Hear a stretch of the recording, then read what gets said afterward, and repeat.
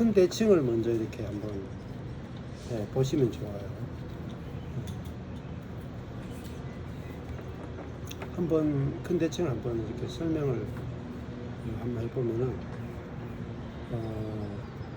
위에 빨간색, 파란색, 초록색 이렇게 되어 있죠.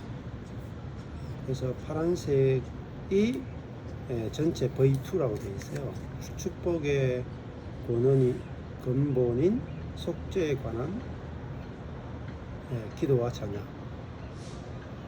속죄에 관한 기도와 찬양인데 속죄가 축복의 근본이다, 이렇게 이야기하고 있는 것 같아요.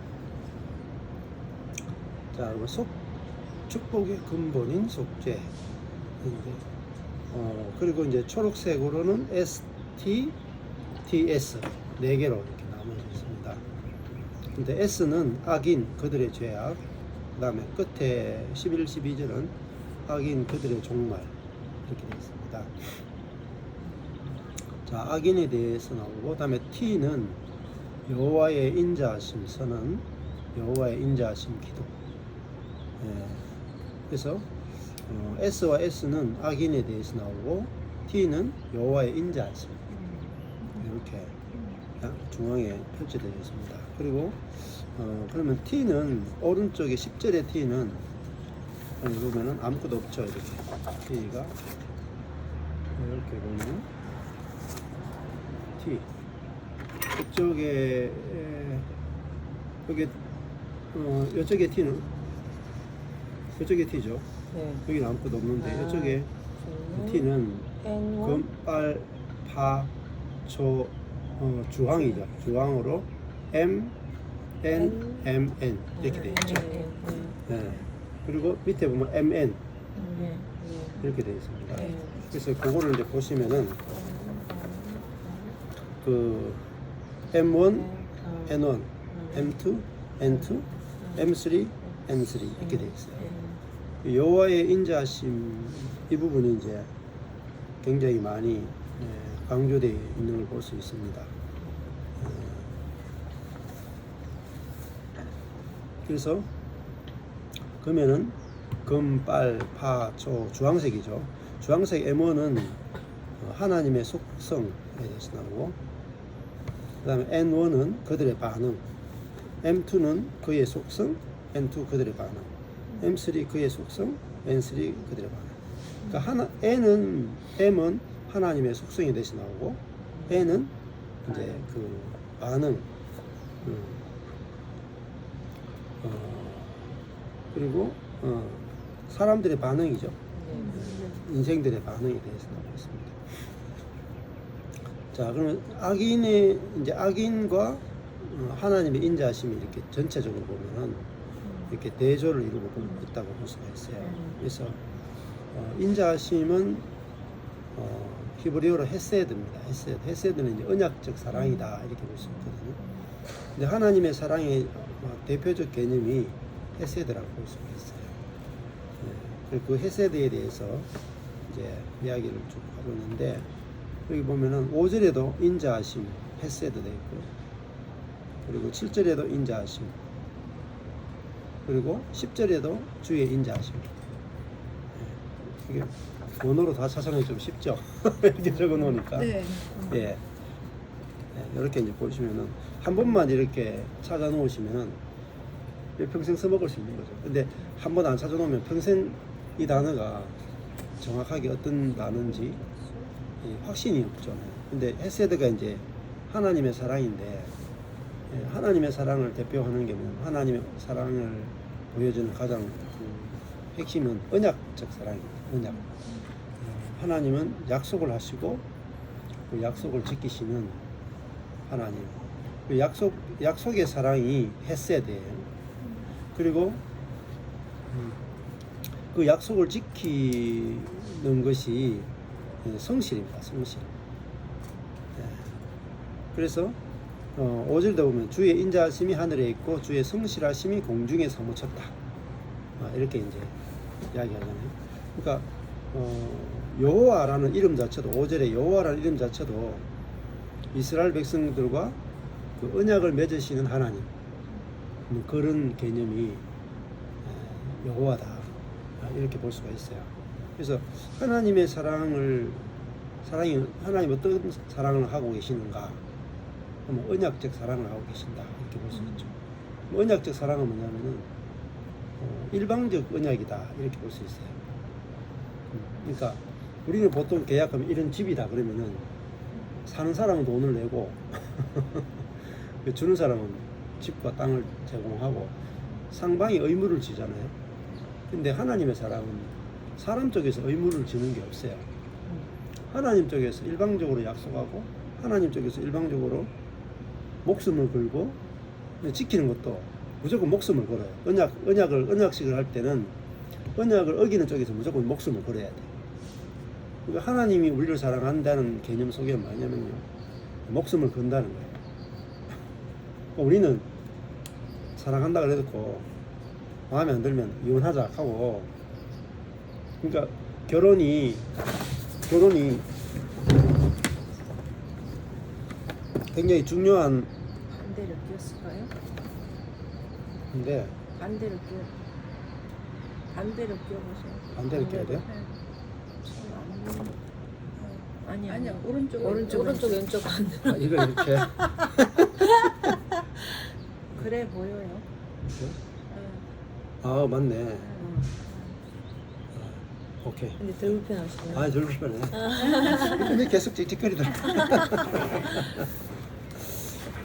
그래서 이제 하나님이 나를 얼마나 사랑하시는가. 저는 막 십자가를 보면서 예수님이 십자가 날려가 피를 흘리는 걸 보면서 예수님이 나를 위해서 나의 죄를 사하기 위해서 저렇게 고통을 당하셨구나.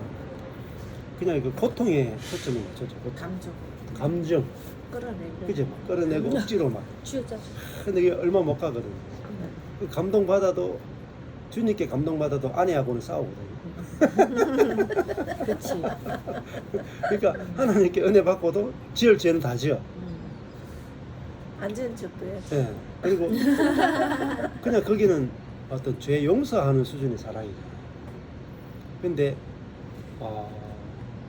그 십자가의 그 사랑은 곧 나를 위해서 죄 사함 받고 고통받는 수준이 아니고 그 언약적 제사거든요. 십자가도. 그러니까 새 언약을 이루기 위해서 죽는 죽음이 십자가예요. 그러니까 구약 때 언약식을 하기 위해서 아브라함이 이렇게 짐승을 잡아놓고 그 위에 하나님이 지나가잖아요. 그 언약식이거든요. 그럼 이 십자가는 뭐냐면은 새로운 언약식이에요. 하나님과 사람의 새로운 언약식. 그 언약식에 예수님이 제물로 죽으시는 거죠. 근데 그 십자가의 언약은 하나님 쪽에서 일방적으로 이제 하시는 일방. 내가 하는 언약. 그 언약에는 반드시 뭐가 있냐면 비용이 있어요. 이게 집을 산다 하면 집을 중심으로 해서 언약을 맺고, 그러면은 새 언약의 중심은 뭐겠어요? 새 언약을 맺는데 사람들이 새 언약의 내용을 잘 몰라요.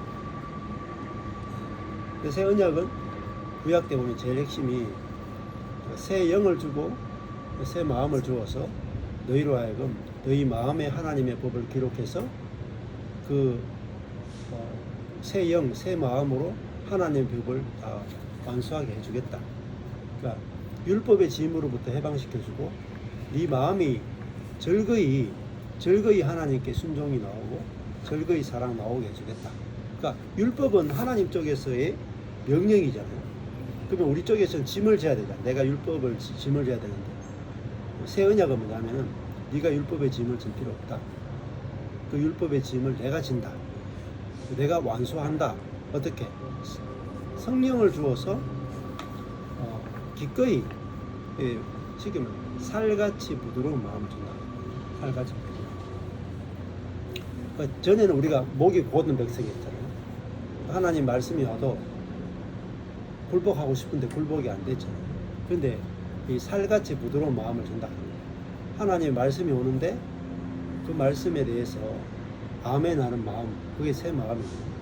성령이 아니고는 아멘이 안 되죠. 근데 그게 뭐냐? 하나님의 사랑입니다. 그러니까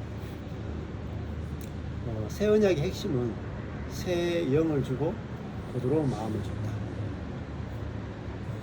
그래서 우리 쪽에서 의무가 하나도 없어지는 거죠. 하나님 쪽에서 율법의 의무를 지우고 하나님의 성령을 보내서 우리로 하여금 율법 이상의 삶을 저절로 살도록 해주는 거. 그게 새 언약의 핵심이에요.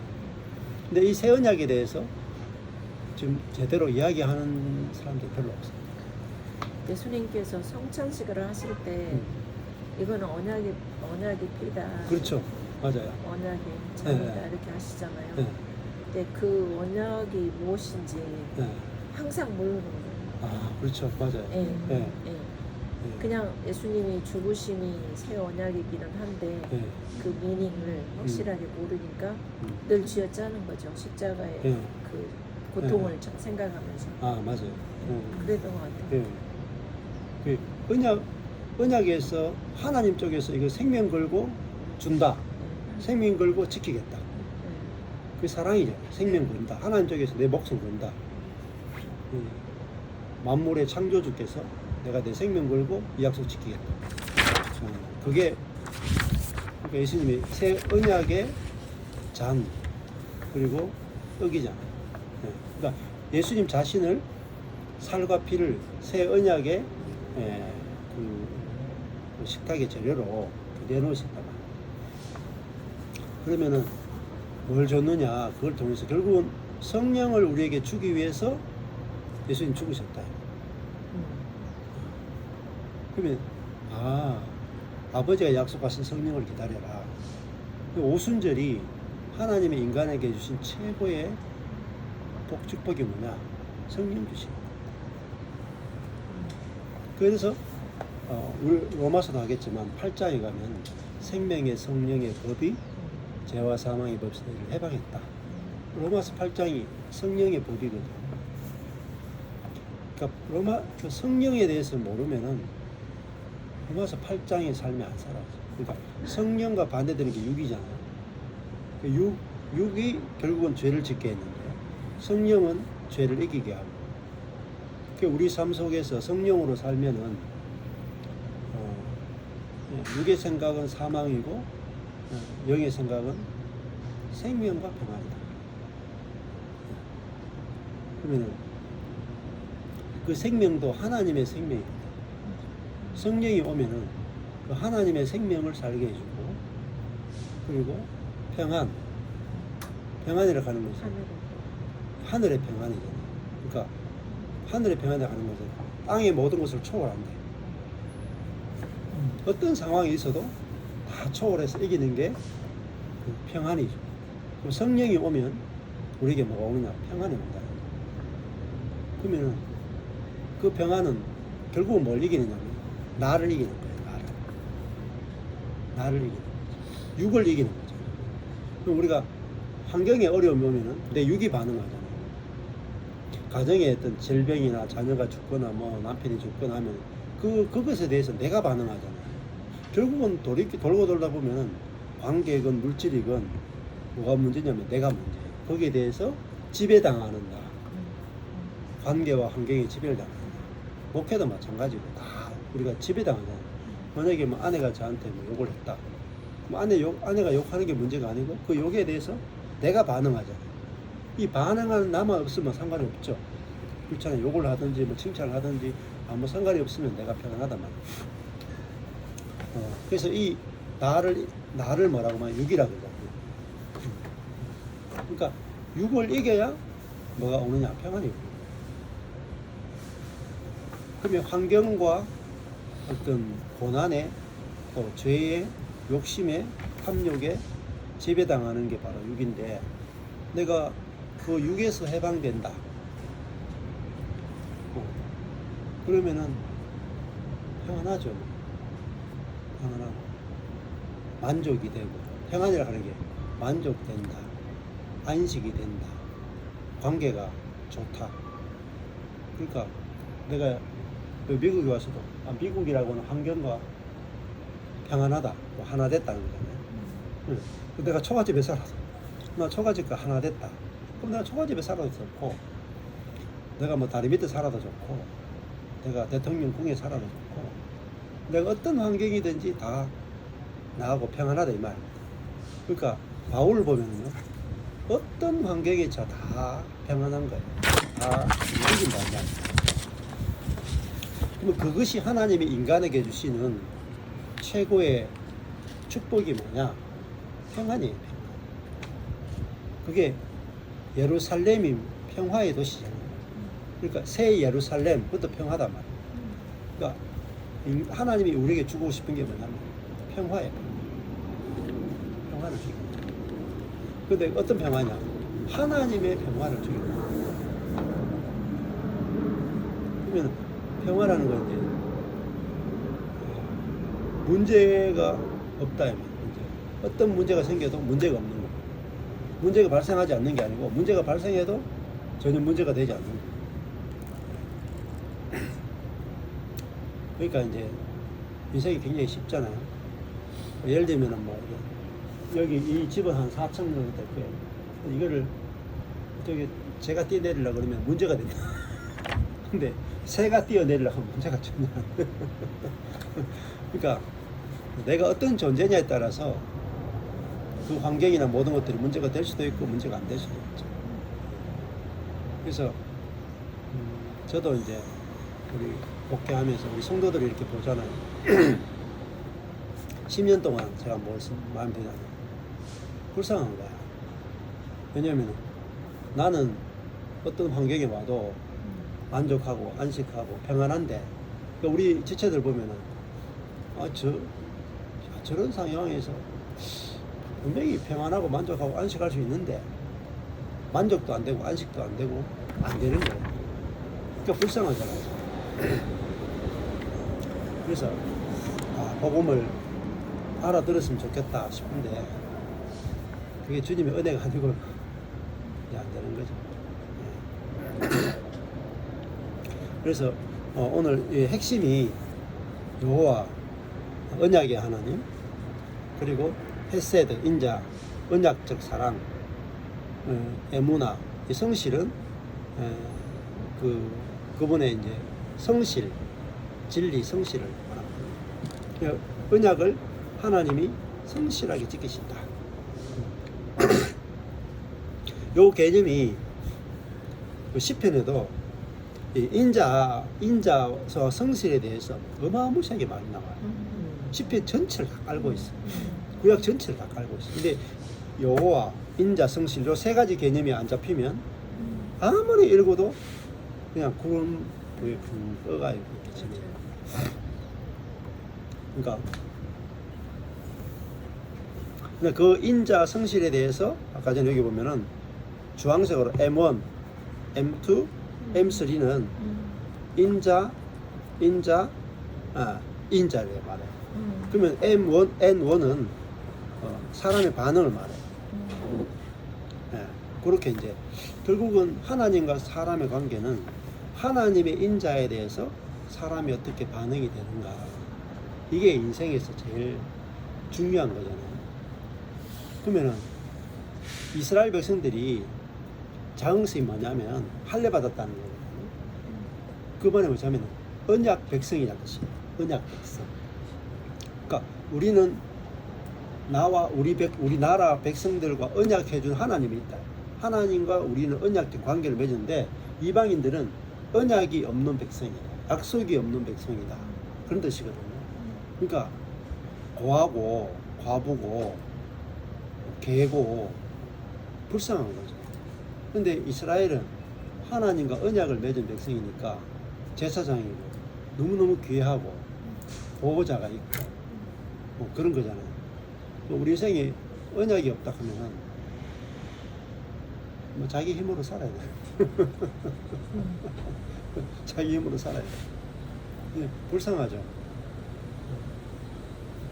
진짜 불쌍한 인생이. 언약이 있으면, 언약이 있으면 우리 인생은 어디로 흘러가냐면 언약이 성취되는 데로 갑니다.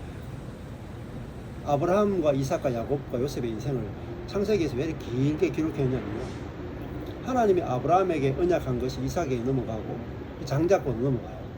야곱에게 넘어가고 요셉에게 넘어가고 계속 그 언약이 흐른다고. 그러니까 예수님 오실 때까지 그 언약이 쭉 이끌어가지고 결국 예수가 오시는 걸로 이어지는 거예요. 그러면 그 인생이 그 언약이 없으면은 그냥 에서와 같이 이스마엘과 같이 자기 힘으로 살죠. 근데 에서와가 이스마엘은 별로 고난이 없어요.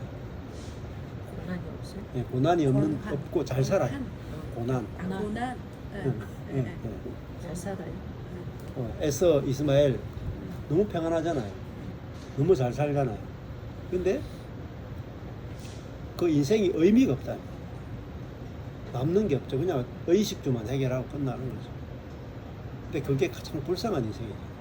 성경에서 말할 때 버림받은 자, 언약이 없는 자, 하나님께 쓰임받지 못하는 인생. 그래서 자녀들에게도 아주 깊이 있게 좀 인생에 대해서 이야기해 줄 필요가 있는 거죠. 그리고 언약이 있는 백성은 열심히 안 살아도 돼요. 상속이 있잖아요, 상속이. 우리 더 열심히 살으라고 맨날 푸시했잖아. 그래서 저는 이렇게 해요, 우리 애들한테. 야, 그렇게 열심히 안 살아도 돼. 네 사는 대로 가는 게 아니고 언약대로 가는 거야. 그러니까 하나님의 그 인자에 대해서 어떻게 반응하는가. 그게 인생에서 가장 이쁜 거야. 하나님이 생명 걸고 나 사랑한다잖아. 뭐가 무서워? 생명 걸고 나 사랑하는 분인데. 미국 대통령이 자기 생명 걸고 나 사랑한다. 그런데 뭐 미국 안에서 두려워들 게 있겠어요? 트럼프가 그래도 내가 미국에서 어디 가든지 뭐 아무 문이나 열고 들어간다. 당당하게. 근데 하나님이 나 생명 걸고 사랑한다는 내가 뭐 거칠 게 어디 있겠어요? 거칠 게. 그냥 무서울 게 없다니까. 무서울 게. 그러니까 그 재밌는 게 뭐냐면은 하나님이 아브라함과 언약을 딱 맺잖아요. 그러니까 기근 때문에 애국으로 내려가. 근데 마누라 데리고 왔단 말이야. 근데 누이라고 속여. 근데 바로 왕이 아내를 빼앗아 가잖아요. 근데 아브라함이 뭐 기도도 안 해. 그냥 가만히 있어. 근데 하나님이 바로 왕의 꿈에 나타나 버려요. 대통령이 꿈에 나타나 가지고 너 내 선지자 내 종의 마누라 건드리면 나라 너 작살난다. 그렇게 내 바로가 항복 가서 그냥 아내를 돌려주고 거기다가 막 검은 보화를 가득해 줘가지고 아주 황송한 대접을 하고 애국에서 올라와요. 그저 기근 때잖아요. IMF 때거든요. 기근 때인데 그 기근을 피해가지고 갔는데 기근으로만도 힘든데 아내가 빼앗겼잖아요. 누구한테 뺏겼어요? 왕에게 뺏겼어요. 이게 가망성이 없어요. 가망성이. 근데 아브라함이 걱정할 필요 없는 게 아브라함과 사라는 하나님과 언약 관계라고. 근데 아브라함이 놀아요. 근데 아내 뺏겨 죽었어.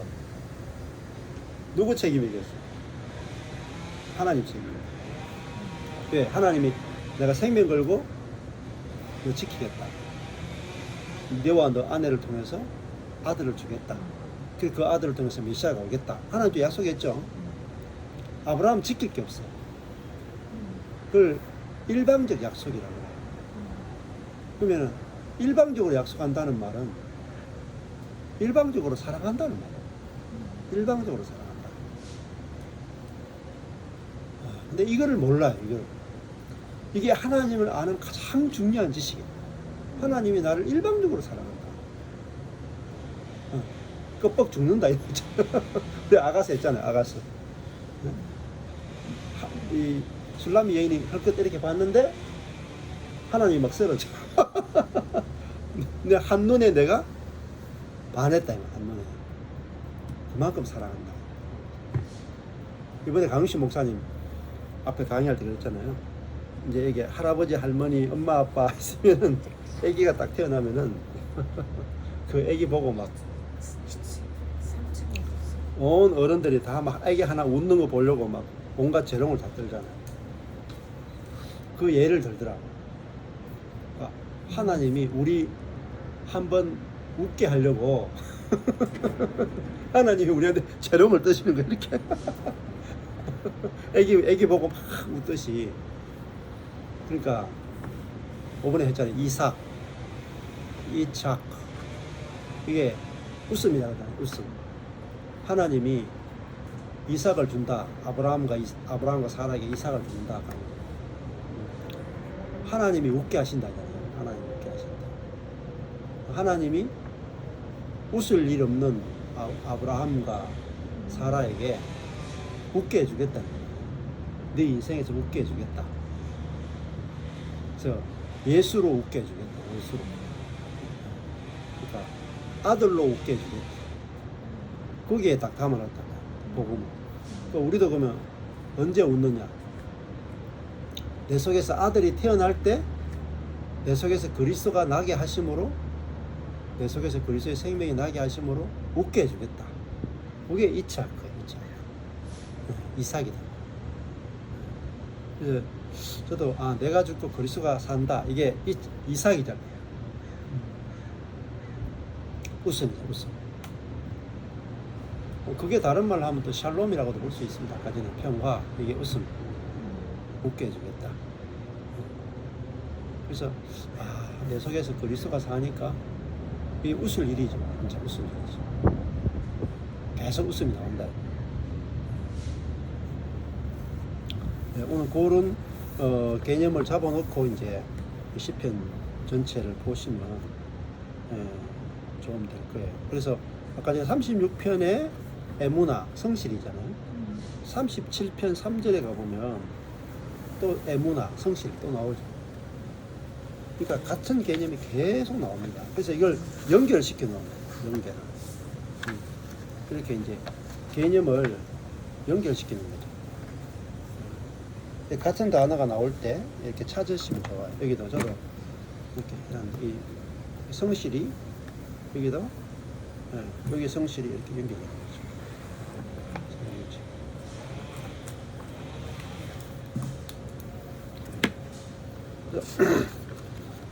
그 성경을 볼 때 이제 제일 중요한 게 빨간색이라고 그랬잖아요.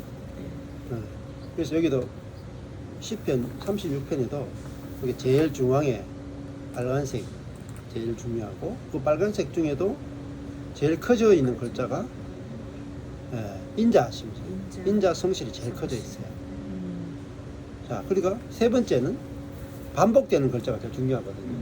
그러면 세 가지 이야기했어요. 첫 번째가 빨간색이 제일 중요하고, 두 번째가 커져 있는 글자가 중요하고, 세 번째가 반복된 거.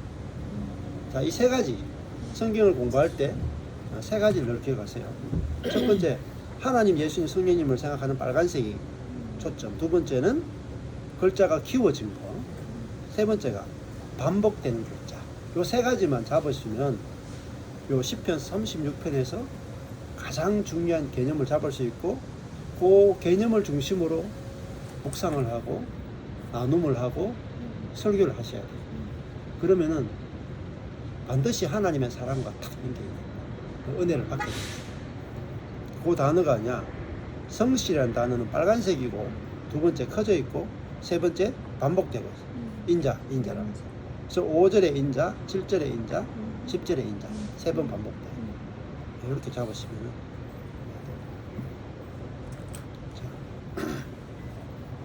다 했어요. 다 했어요.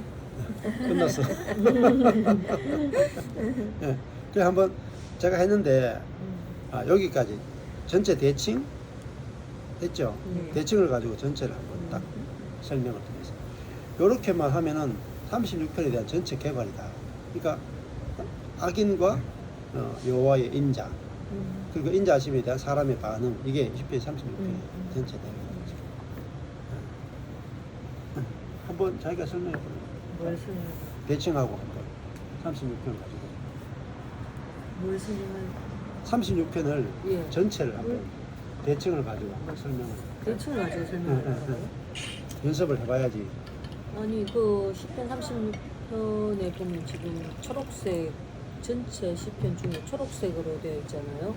네. 그래서 S T S 이렇게 돼 있는데 대칭이니까 제가 만약에 10편 36편을 본다면 S가 있는 1절부터 4절까지 읽어보고 또 11절에서 12절 이렇게 먼저 읽어보고 이 내용이 같다고 했으니까 비교를 해보고 그 다음에 T와 T 이게 또 같으니까 읽어보는데 그 중에서 일단 첫 번째 T를 이해하기 위해서는 또 이게 첫 번째 T가 세 개로 되어 있잖아요. MN, M1, N1, M2, N2, M3, N3. 그러니까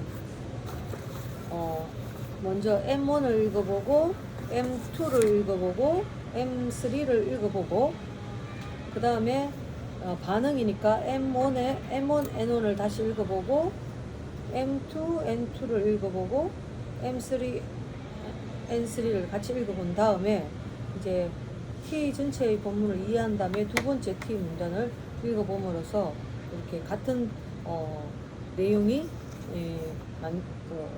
이 내용과 이 내용을 이해하는데 그런데 한 가지 더 할 것은 그 S랑 S 중에 뒤에가 짧잖아요.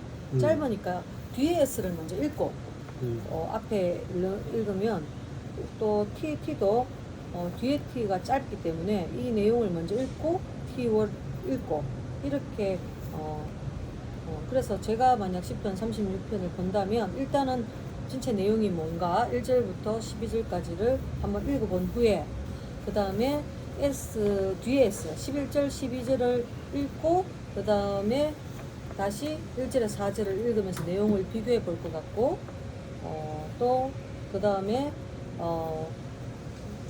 뒤에 T를 먼저 읽고 그 다음에 그 앞에 T를 읽어보면서 앞에 T를 다시 세 개로 나누어서 볼 것 같습니다.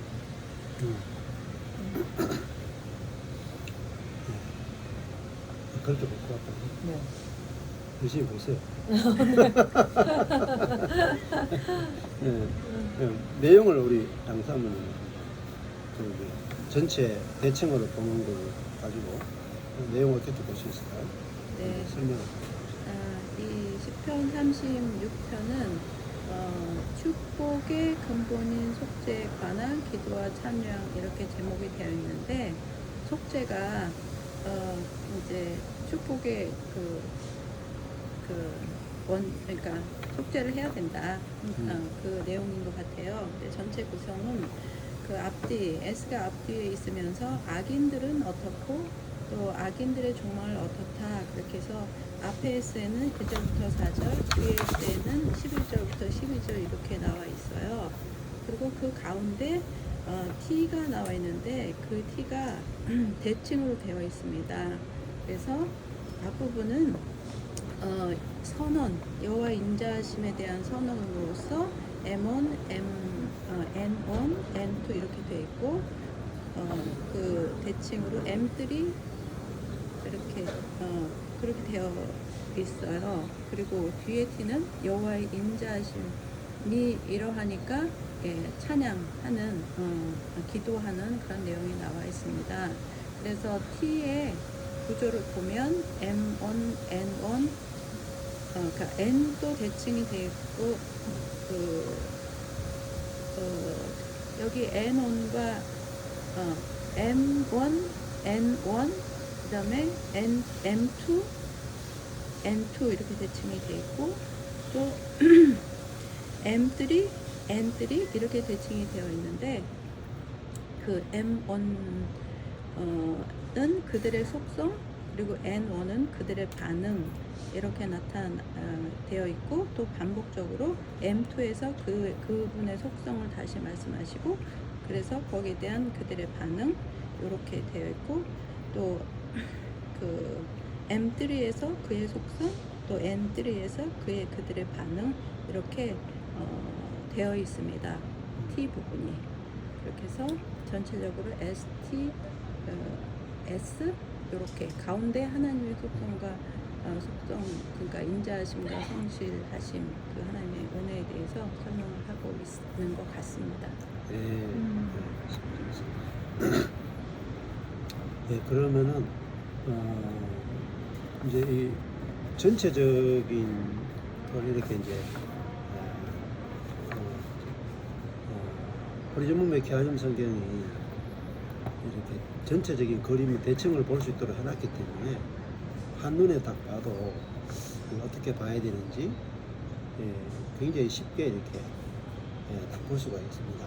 만약에 제가 그냥 금정사 성경을 가지고 제가 이거 한 번도 안 읽어왔거든요. 한 번도 안 읽어왔는데 그냥 금정사 성경 가지고 하려면 어렵죠. 그 무슨 핵심을 무슨 이야기 하는지 모르는데 그냥 대칭을 가지고 또 아까 전에 빨간색 글자 키우기 반복 이걸 가지고 빨간색 중심으로 퍼져 있는 글자 또 반복되는 글자 이렇게 잡으니까 그냥 한 번도 안 읽었지만 그냥 바로 핵심을 다 잡아들거든요. 근데 이 핵심을 잡는 게 이게 목사님들도 잘 못 잡아요. 왜냐하면 10편 36편 읽고 여기서 무엇을 이야기해야 됩니까? 이렇게 말하면 대부분 다 감동되는 부분만 가지고 묵상하고 설교하거든요. 그러면은 10편 36편을 이야기하고자 하는 핵심에 도달을 못해요. 그래서 이렇게 정확하게 무엇을 위주로 봐야 되는지 알게 되면은 그 일반 성도들도 성경을 정말 정확하게 볼 수 있고 나눌 수 있고 은혜를 받을 수 있고 다른 사람의 은혜도 끼칠 수 있고 설교까지 이제 할 수 있게 되는 거죠. 그래서 저도 목표가 이 성도들이 이게 1년, 2년 지나고 나면 어떤 사람이든지 성경 본문을 가지고 설교할 수 있도록 하는 게 목표예요.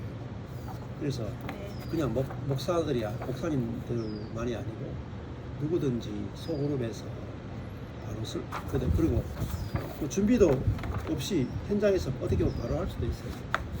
그렇게 그만큼 빠르게 말씀입니다. 묵상할 수 있습니다. 그러면은